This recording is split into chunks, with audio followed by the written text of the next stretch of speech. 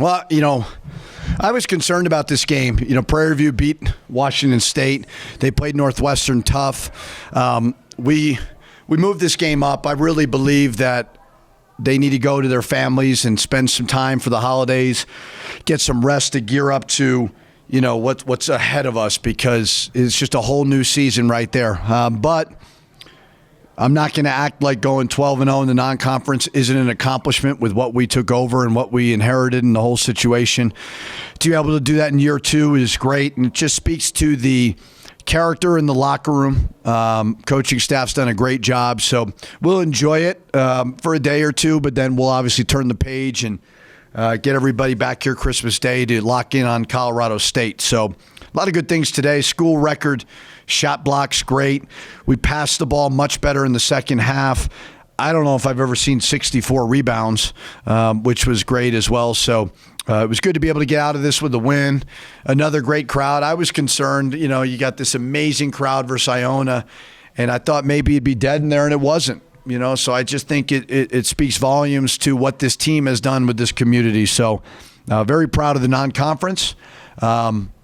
We'll still try to add another one if we can, if it's the right one. But if not, we'll turn the page to the Mountain West season.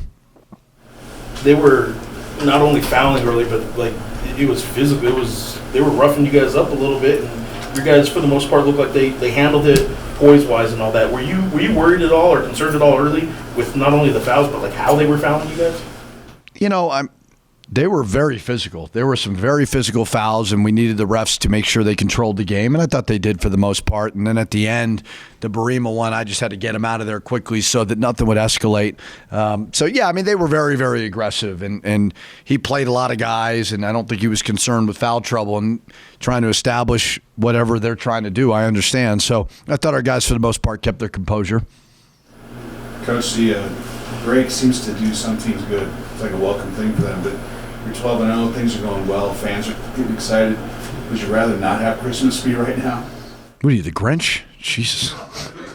No, I don't. I'm not worried about it. I mean, maybe if you're going on the road, but hopefully we can get a sellout crowd, obviously, for Colorado State. So, no, I think I try to stay level-headed with it. I mean, I think a break is good for everybody. And like I said, I intentionally moved this game up to give them more time. This group's pretty good about working out and staying in rhythm. We did talk about that. We just said, listen, we want you to go be with your families. We want that to happen, but make sure you get a little sweat in, maybe 2 or 3 days, and then get back and get into rhythm. So we'll practice Christmas night, and we'll push them hard there so we have 3 good days of preparation. So you're going to host them at your house on Christmas Day like you did last year? Most likely, yeah. We're trying to figure out how when everybody gets in and how long of a day it is. I don't want to wear them out either, but that will be the plan unless we have a chaotic, you always worry about traveling on Christmas, so we'll adjust and adapt. But yeah, I mean, I think E-Man's the only one that's not leaving, and I think he's got a couple plans too as well. We talked about earlier, but we'll have anybody over obviously if we can. Coach, how did you feel about your team's defensive effort? You held them to 28% for shooting, and you mentioned the blocks. There was 14, pretty spread out. Yeah, I mean, school record blocks is great. They shot 28% from the field. I thought was really good. I was worried about the mental, emotional letdown of playing in Iona with an amazing crowd, and then and I didn't think that was a problem at all. We have played 12 games. We've been fortunate to win them all. We've played hard in 12 games, and it was no different today. So I think they understand our defensive numbers have to get better, and I thought they did a good job of making a step in the right direction. It may get lost in the box score, but seeing Javante shoot with confidence, what did you see from him tonight? It was great to see. Yeah, he's a good player. And you know what he's doing, too, is although he's not shooting the ball great, he's playing really hard. His defense is getting better. He had 5 rebounds. He's aggressive.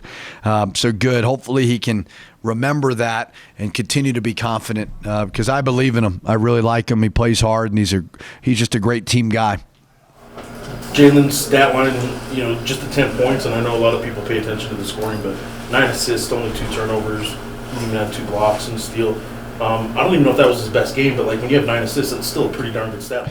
I just keep telling him, if you want a chance at the next level, because he's small, but, Jose Alvarado's small. Like, there's small guards in the NBA, but you got to make others better, and you got to be able to play pick and roll basketball. I thought he readed pick and rolls very well today. I tried to leave him in there a little longer to get that 10th assist, but I was cringing. I didn't want him to get hurt. Yeah, no doubt. So I had to get him out of there. But yeah, I thought he played well. He's been really good. For 12 games, he was phenomenal versus Iona when I rewatched it. But yeah, he had a solid game today for sure. And is he handling that well? Like he's a guy that I know loves to play to the crowd and loves to, when he's doing good, like he likes letting people know about it. But he seems to be handling the yeah. success.